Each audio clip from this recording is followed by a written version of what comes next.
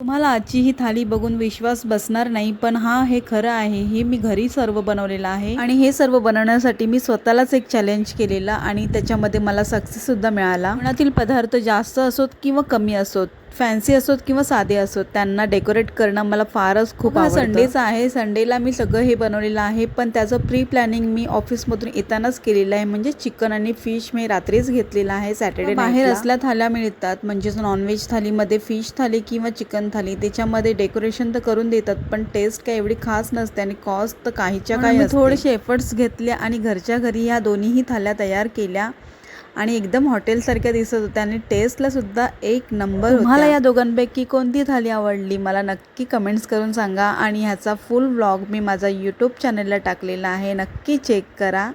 तोपर्यंत सर्वांना bye, take care. भेटूया आपण अशाच नवीन व्हिडिओमध्ये.